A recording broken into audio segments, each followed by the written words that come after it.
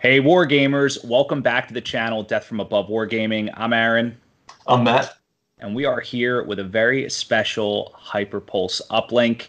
One of our longtime subscribers and friends, Matt, is here with us tonight. Matt, thanks so much for joining us. Thanks for having me. Yeah, man. So we were hanging out on Instagram. We were talking about getting together for a battle report as we're both here on the East Coast. Unfortunately, those hopes have been temporarily dashed. But in the meantime, we're going to be talking a little bit about your BattleTech journey, and of course, what I'm excited to talk about as well is your amazing painting. So, guys, you're going to want to check this one out. We've got some incredible.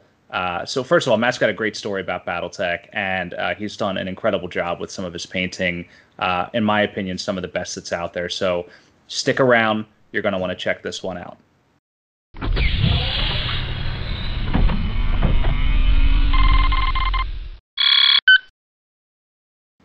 All right, guys. So first, Matt, let's talk about your history with BattleTech. So tell us a story. How you got into it. What draws you to it. I mean, there are so many other great games out there. We talked a little bit before about War Machine, Warhammer, all these really cool Kickstarters coming out. What is it about BattleTech that really draws you into it? Yeah, this is probably a story that a lot of viewers can relate to. Did Warhammer in high school. Learned how to paint, got my teeth cut on those brushes. But it was at college where I got the MechWarrior 4 video game.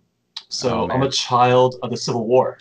And of course, as soon as we found that, we're like, giant robots. Right. Let's do it. So we found the novels, went back in time to MechWarrior 3, and then there was this tabletop game attached to it. And again, that was college. We're busy. Right. So didn't get back to the actual tabletop part for quite a long time. Yeah. Yeah, no, I mean, and it is similar for me. I mean, we'll have to swap BattleTech stories and MechWarrior 4 stories at some point, because I was a MechWarrior 4 addict in college as well. So wonder if we crossed paths perhaps at some point. So, BT for me, I was actually a BT guy first. I discovered it in my local game store back in the early 90s. I was just a kid. I was like, wow, giant robots. What are these things? The rule book was sort of like very confusing as I was like, I think in 6th grade when I picked it up. And then I fell out of it and recently got back into it. So I think it's cool how, sort of your path started in a different place than mine. But I mean, it just seems like all the roads come back to BattleTech, because I mean, it is, there's just something different about it, right? That it just makes it so unique and really special. And we talked about this earlier. One of the things that really jumped out at me was your painting. So you obviously started in other hobbies, came to BattleTech. I mean, you must have an array of painting experience and models that you've done. Tell us about it. It's not that complex, really. Angsty teenage years, bent over my painting table in high school, making the sweetest Chaos Marines. And then life happened. I had to learn to paint by myself with no internet back in, what was 99, basically. Yeah. And, I fell in love with the Chaos stuff. But again, life happened. I went on and off collecting GW products. I had this bad habit of collecting and then not finishing it. So now, I'm in my mid-30s. I've got a career. Now I need an indoor winter hobby. I was thinking, Matt, what did you like to do when you were young? I was like, whoa, I am not about to buy thousands of worth of GW products again and not get it done. That's an evil trap. I love this stuff, great sculpts, wonderful lore. But this whole time I've had BattleTech in novels and video games. And 2019 was the year of BattleTech. Yeah. I mean, we had the BattleTech Harebrained Schemes, MechWarrior 5 came out. We've got New Fiction. And then the piece that sold it for me is a Catalyst box set. When I saw the new Thunderbolt, the new Catapult, I was like, this is it. $60 for this box. Let's see what BattleTech's about. Yeah. It's I can't argue with that at all. I mean, there is some nostalgia, as one of the first box sets I bought was the third edition one. So I have a sort of a connection to some of my older minis. So yeah, totally feel you on that one. And as a painter, right? So I was a 40K guy too. Still sort of am a little bit at heart. And I mean, I had the Reaver Titan, and I have the Nurgle Marines. They were all customized, Space Marine chapters, and the Tau, and the detail on those models is mind-boggling. You can take like a Vanguard Space Marine veteran, and there's you could put 30 different colors on it because there's just so many different little things on the model. When I got to the new box set, the new Game of Armor Combat minis, it reminded me of that, right? Because there's all these little exhaust ports and little vents and little buttons, and every little miniature detail is there, right? The little hoses on the cockpit, whatever, right? There's detail there, and that makes it, I think, really rewarding to paint. I mean, all those details are basically more opportunities as an artist, and there's clearly a limit to those. Right. I mean, as much as we enjoy these modern hyper detailed sculpts, sometimes that's just too much. Yeah. Where the ones we're receiving right now through Catalyst, some of the late era IWM models, which are actually very good, and then our 3D sculpts we receive are all in that happy medium for me. Yeah. I would agree with you. And I think that the other big thing that I found was when I wash the new minis, right? Like the detail really pops, right? Whereas with the old ones, when you wash them, it just I don't know, nothing really happens. There's not enough crevices for it to run into. Right. And I read this article, I think it might have been on Camo Specs, and those guys do a great job too, where they're like, well, you need to take your modeling knife and really, get those, model lines a little deeper on the, and I'm like, man, I don't want to do that. I'm not doing that. Is that what I'm paying the model for? But yeah, it's great. And the new stuff is phenomenal. And even some of the new 3D prints that are out there, we have a partnership with a couple miniature providers, Ares being one, and then another guy who does 3D prints, Polygon Masterworks. And the detail on some of the 3D prints is exceptional, right? So, between that capability, that 3D printing capability, and the new sculpts, I mean, I think it really unlocks a lot of potential for the tabletop, right? And we were talking a little bit earlier about immersion, right? And we'll get there when we get to your some of your great finished products. But that's important in these games, right? You're competing against video games like MechWarrior 5, where the graphics are just tremendous, right? But you want that to come to life on your table somehow too, and you really can't do that unless you have some really well painted minis, in my opinion, and you have some really great terrain that really helps to bring the game together and make it worthwhile to sit down and play for a few hours. So that's my opinion, at least. I agree. Being able to make a mini capture aspects of the lore that you read and you see in the video games, right, makes it more enjoyable as a tabletop experience. Yeah, absolutely. So why don't we talk about social media? All right, why don't we talk about, because that's kind of where you and I sort of got connected, right? Was when we were talking on Instagram, we were talking on obviously YouTube and things like that. What about what about just social media's impact on BattleTech as a franchise, and the sort of the support that it needs, and what can we do? We were talking about this earlier, just that presence and how we can help BattleTech along. Yeah, that's very important, and something that occurred to me when I started painting BattleTech. So I really only got back into painting about a year ago. Okay. With that Catalyst box set.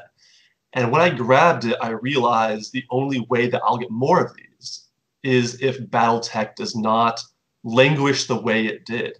And using social media as a conduit to keep it relevant was what I had to step into. Right. So I kind of ignored Instagram myself personally. Yeah. But I thought that was a perfect visual medium to connect with other people, sharing all those images. And of course, once I started posting up, there's an entire circle on Instagram supporting each other. And the more we do that as a community, the more people get involved. So we have platforms, Instagram, YouTube, Facebook. And it's this group participation, content providers like you. What you're doing is getting my friends kind of reinvigorated with BattleTech. And then I post up pictures. They Yep. see these too, and then we have 3 new players. Yeah, I agree. I mean, I think there are, like anything in sort of life, right? There are people that are ready to dive in and take the risks, and there are people that want to see it proven out first, right? They want to see the finished product. And I think when a new player, whether it's like a 12-year-old kid that's just looking to get into the game, or whether it's an adult that never has painted a miniature before in his life, when they see what can be done, right? So they see the miniatures that you painted, or they watch a battle report and they understand how the game is played, right? That I think is critical to to pulling people in. And a little bit about, and I probably have told this story before to our subscribers here, but when we started DFA, we chose BattleTech because it was largely greenfields, because it really didn't have as strong of a social media presence. So I think, the stuff that you're doing and some of the other guys that are out there that are posting up on Instagram and getting out there is critical, because if you check Warhammer, it's saturated. I mean, there's like so, and it's just so much, it's overwhelming, which is not a bad thing. But BattleTech definitely could use more of that. So sort of follow-on question would be, next steps, on your side, right? Are you going to think about doing a YouTube channel or any additional sort of more formalized social media stuff for the painting that you do? I am. So this last year on Instagram kind of was proof to me that there's opportunities elsewhere, because my Instagram profile really kind of blew up in a way that I wasn't expecting. I mean, the Catalyst website crashed with the clan invasion, and I was the one at Origins keeping it going with Instagram posts. Nice. So that was fun, and that's where it really clicked that I need to do more to push this, and I found all these content providers on YouTube. Now, a thing with this hobby is accessibility.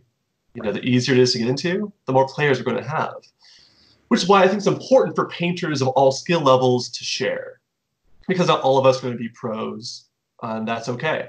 Yeah. But it's okay to inspire each other to stay involved. So my intent is to try and do a YouTuber streaming situation where I can, my very first step would be sharing kind of like level 1, how to make mechs very, very quickly, but also very, very good. Yeah. Yeah. That would be awesome. I think that BattleTech, and I'm so excited to get into your minis, but not like we were talking about the fighting piranha graphics, right? And how like just that little touch, right? That anybody can do. It's not complicated. Just makes it so much better, right? Or even just learning how to do a wash, right? Which honestly, I painted Warhammer stuff. I'm looking at my shelf now for years and never washed a mini until, probably 3 years ago. Years I was painting stuff and just didn't, never really understood it. It was like, you don't need to do it. I'll just kind of like, highlight it and it'll be good enough. But, no, like, and again, this was sort of predating, I think, when you and I were kind of getting into this at the front end. It was well before, I think YouTube and all these things were established. But, I think having those tutorials out there, especially for this specific hobby, would be great. And we get requests all the time for that stuff, more terrain tutorials, more painting tutorials. Like people want it, part of this is why we don't play video games all day, right? Being able to create your own thing and look it on your shelf and be like, I made that, right? There's intrinsic value there, right? Absolutely. I love doing it. Yeah. So let's see, what else do we want to talk about here? I guess, if you had to, before we get into your models, if you had to give a couple of tips on, new folks coming to the hobby, what would it be? Yeah, and I've thought about this before as far as what I would say my first video for a new painter. Yeah. And unfortunately, it's quite a list. This needs to be easy.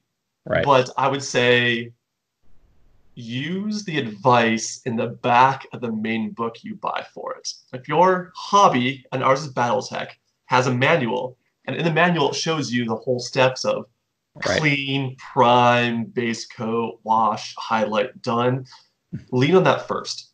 Yep. And then after that, lean into YouTube with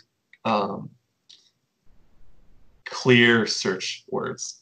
Go Yeah. after what you need. I mean, all the steps are out there, but I think there's room in the marketplace for someone like me to come in and do really concise, compact versions of those in Yeah. one easy to get to location. Yeah. I think that's good. And a sort of off script question popped into my head while you were talking. I was thinking about 40K, and that was one of the things that really they don't have in the back of the book. They have separate books, I'm sure, the master, whatever it's called, Mastercraft or whatever, the Forge World books, right? But BattleTech comes prepackaged with right in the back of Total War, like the step by step. If you're painting Yeah. a mech, do this. If you're painting an infantry unit, do this. That's a great point. But the one thing I think that separates Warhammer from BattleTech is that Warhammer almost encourages you to roll your own unit, right? I mean, they're Oh like, yeah. pick whatever color you want, go for it, Hmm. Um, BattleTech doesn't explicitly come out and say you can't do that. However, there is a lot of established lore. And I've had a lot of folks ask me about, all of our homegrown units, right? The Royalston Grenadiers, the Atrian Knights, like this stuff we made up, right? And I think it's perfectly fine to do that in BattleTech, right? And you recently painted, I believe, it was a Davian unit, right? The yellow and blue dudes. Yeah, so I stole that scheme from somebody else with their I mean, permission, of course. of course, yeah. But it's awesome, right? It's got sort of that heraldic look to it. Very cool. So, I would almost say, people should also go with what they want, right? Just Absolutely. because it's a Steiner unit doesn't mean it needs to be blue, and just because it's a a Draconis Combine unit doesn't mean it needs to be red, right? Like I think it's really cool if people kind of go with what they like to paint, and so I would encourage that a lot more too. I mean, there's so much prescriptive unit schematics, right? Like the color guide and all these great resources that can inspire. But I think if people kind of paint what they love, I think that adds a dimension to it as well. Absolutely. But speaking of painting what you love, can Hmm. we show the viewers some of this finery here? Yeah, let's grab one. So let's start with the Banshee. Tell me about this thing. This thing is a work So of art. this Banshee is a very cool sculpt. I don't know the artist well enough to call him out, but I Right. love it. That's awesome. So I saw the sculpt, and I'm clearly a Lyran by birth, so I had to do some Banshees. So part of the As you say appeal, that, I see the Steiner banner in the background there. yes, of course. I'm missing my center dog tags. I meant to wear those next time. Next time. Hmm. But so this Banshee comes from a few things. One, my love of Lyran assault mechs. And I have this interest in really bringing the lore out on the tabletop. Mhm. So as much as I like painting what I want, my biggest, I guess, weakness as a creator is not knowing what to do. I need inspiration. So I think you and the audience will find a lot of my work are really imitations of others. And that's how I got to where I am as a painter is seeing something that I wanted and then copying it with the skills I had. Where this Banshee is a Donegal guard from the Lyran Commonwealth. Right. They are the Cheshire Cats, which I think are the 17th or the 22nd. And Okay. this particular sculpt, I tried to copy the unit color compendium uh, paint guide as exactly as I could. I mean, it's awesome. I think the blue is a little on the dark side. Listen, I got to tell you, the one thing that jumps out as me is we were talking, so we're both sort of gearheads, right? And the one thing that I love is the sort of the torch titanium PPC tips there. It reminds me of like the exhaust system on my Evolution 10. Awesome. Yeah, so that is courtesy of, I believe it's B1B Flyer from Camo Specs. Has a Okay. fantastic tutorial on YouTube on how to do that. I had no idea what I was doing when I first started heated barrels. But after So seeing cool. his YouTube, like I had to try it. I just kept on doing it and love the effect. It adds some color to what's otherwise kind of a static mech. Yeah, I mean, well, it's a beautiful design, and I love the MWO Banshee, right? I mean, I have one in my Donegal Guard as well. I don't know if you watch the infamous Bubbles Battle Report, but that is a great mech in general, so I love it. Mine is not as cool as yours, though. Mine doesn't have a dynamic pose, unfortunately. But still, I love like even the detail on the head and what's under the SRM-6 rack there. I'm not even sure, These but are supposed to be 4 medium lasers.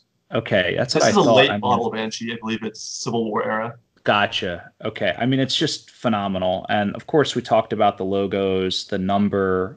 It's got the House Steiner logo on the left shoulder there, right? The Yeah. Donegal clover on the center torso, right? Number 29. I mean, just super cool. It looks phenomenal.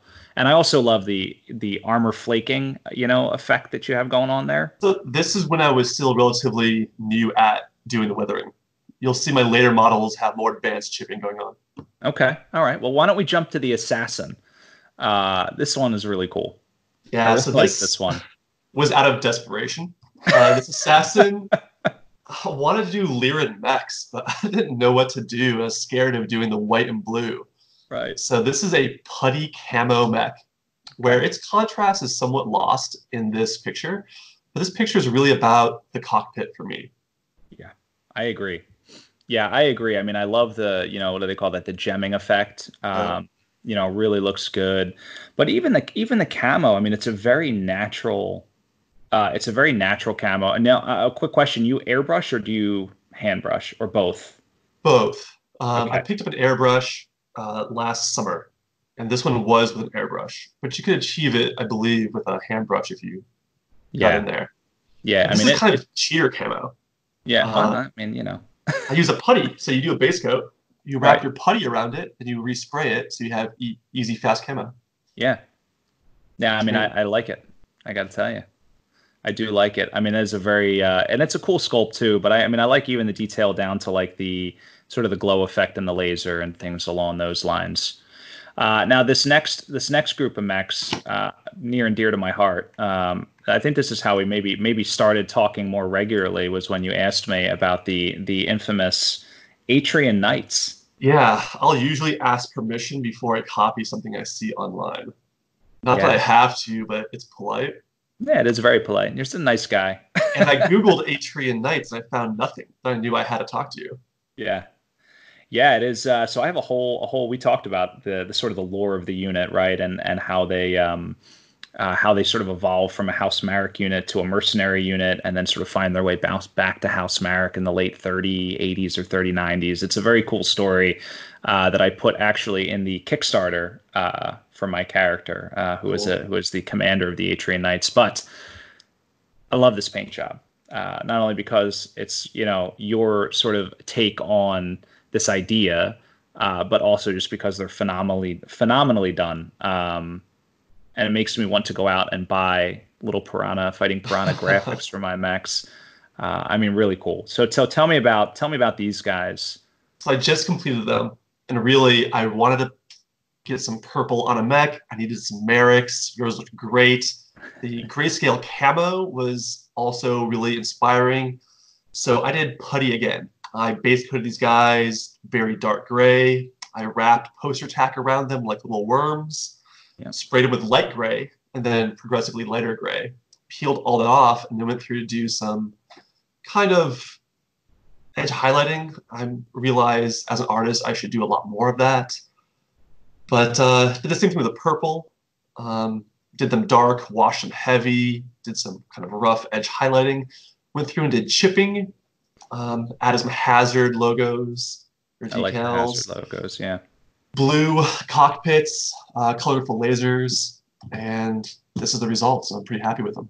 Yeah, the cockpits look great. I went with I think red on mine, the red cockpits, but I like the blue glass as well. I always imagine that it's less of like a glow of what's in the cockpit and more of like what's the sky look like, All like right. what's reflecting off the glass. So I love. I mean, it's very cool, and your gemming effects like phenomenal. Again, looking at the Stinger and the Enforcer and the Jenner and the Whitworth there in the back, just you can just see what color do you use for the chipping? Is that just a pure white?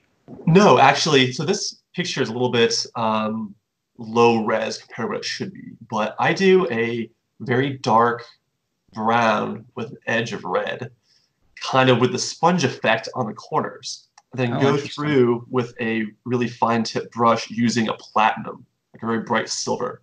Oh, okay. So I Okay. used to Yes. do a sponge of silver over the sponge of brown, and Well, it now that you totally say that, I works. can see on the Jenner the brown and the red a little bit that you're mentioning, and I can see, yeah, that's a really cool So effect. the effect happens because you do this big splotch of brown, and you don't fill in all the brown with silver. You fill in most of the brown with silver. So silver has a silhouette of brown, and that combo contrasts on your paint job.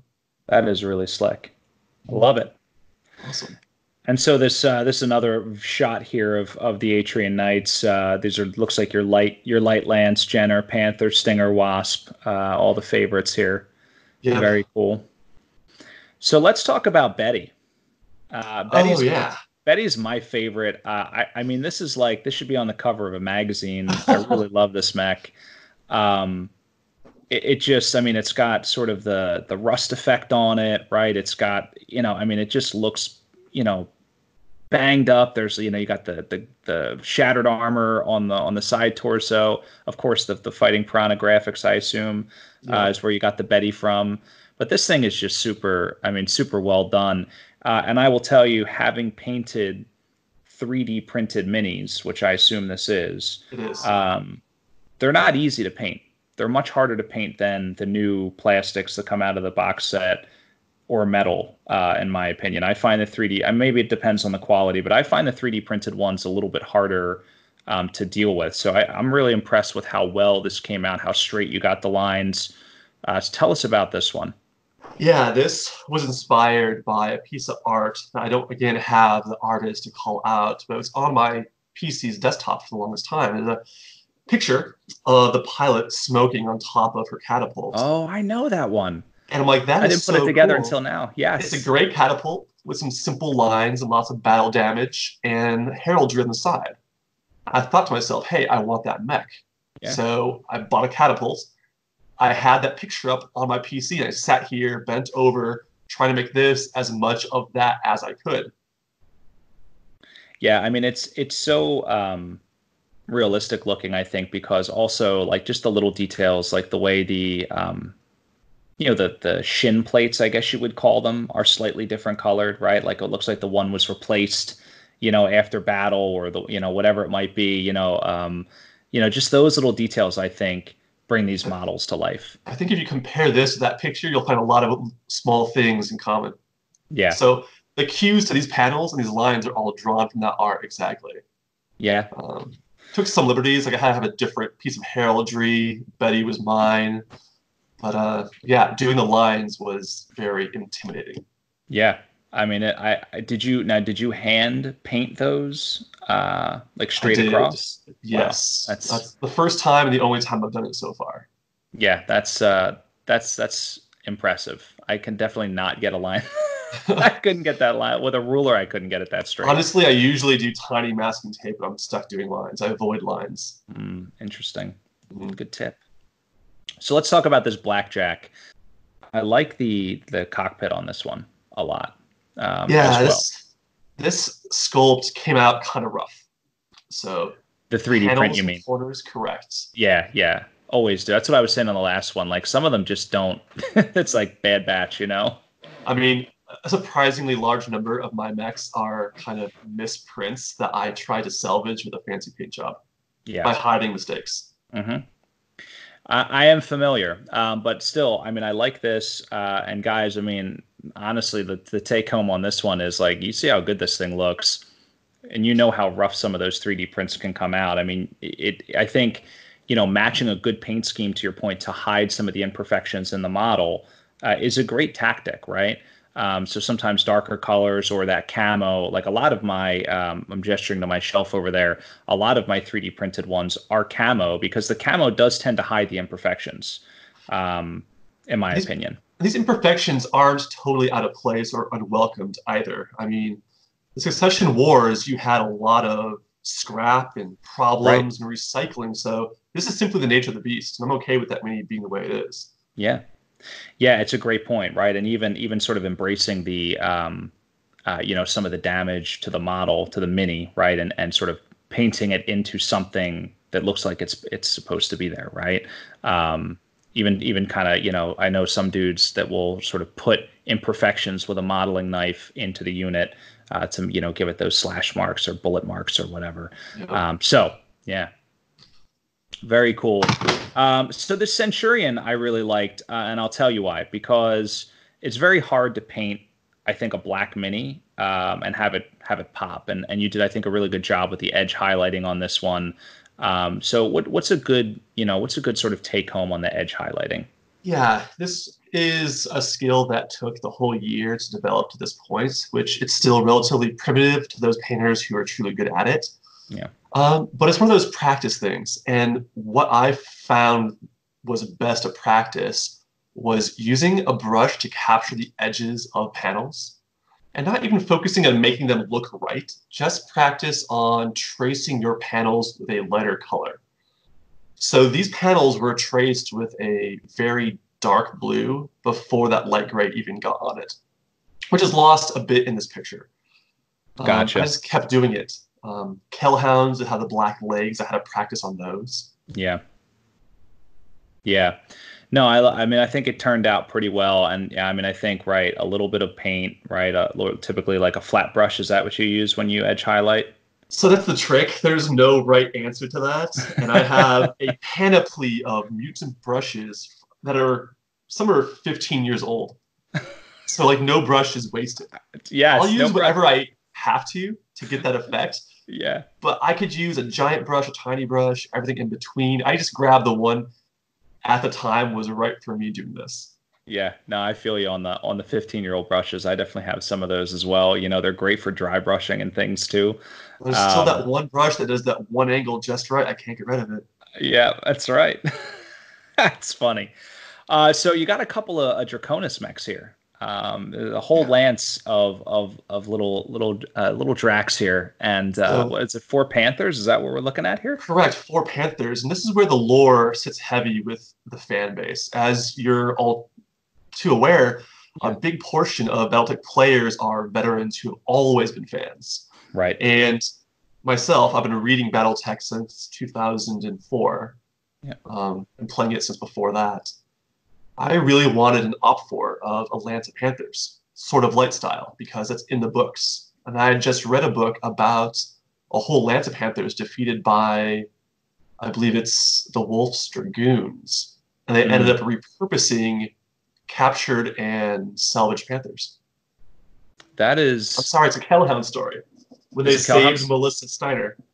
Oh, is that? I mean, listen. Spoiler. You could tell me either way. Yeah, spoiler alert. You can tell me 25-year-old lore. I definitely did not read that book. I was looking at these Panthers. So they look like some of them. Are they all the same? They're not, right? Some of them. They're different sculpts. So I asked a 3D printer that I knew to help me find multiple Panther sculpts. Okay. I couldn't have a bunch of clones, right? Right. I mean, I think it's cool, right? The ones that has gone up, and As a painter, I would encourage folks to fail forward. I rarely have a miniature that I'm super happy about.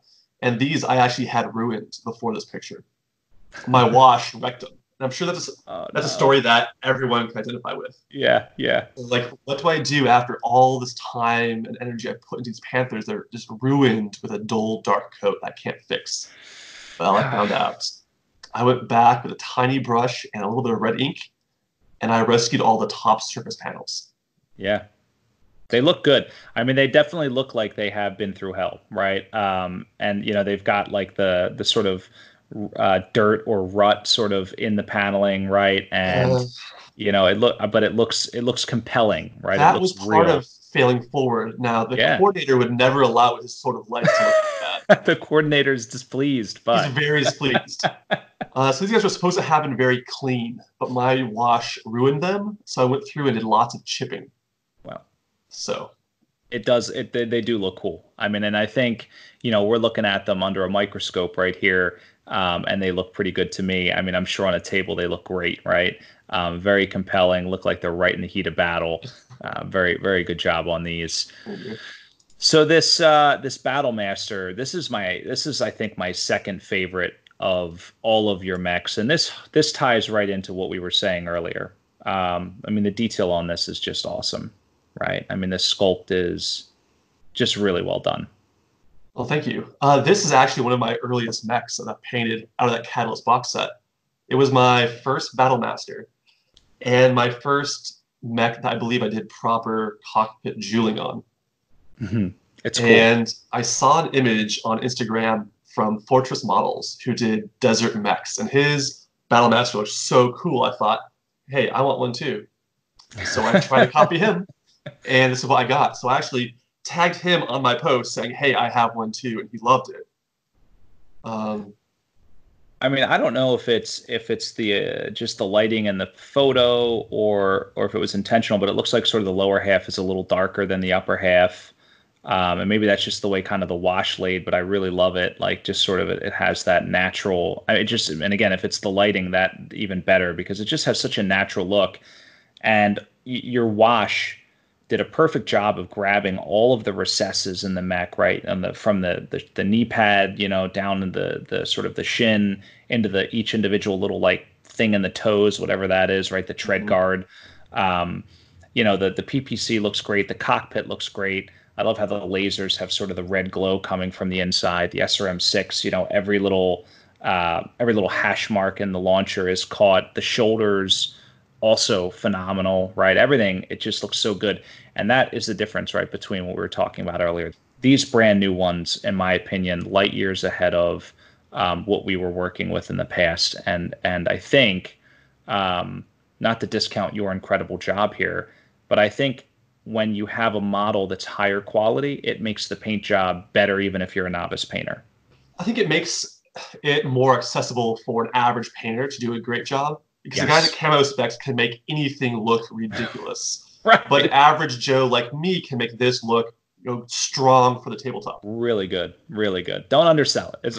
It's Well, great. this, when I look at it, I only see like my beginner mistakes. Like I see brush strokes, I see lack of blend, I see. Well, I didn't notice that until you pointed it out, because there's so much other great stuff that draws your attention. Especially that big old cockpit, right, and the great jeweling effect that you did. I love the 81 there, across the torso. Again, these things. Also, the base. Tell me about that. That's pretty freaking cool. Yeah, that was my first attempt at using the Citadel effects for bases. Okay. And I know it's easy to criticize the giants of GW, but they And they do make make some good things that stuff. are accessible for regular painters. Yeah. And their base effects, I think, have been really easy to use. And they look good without hardly trying.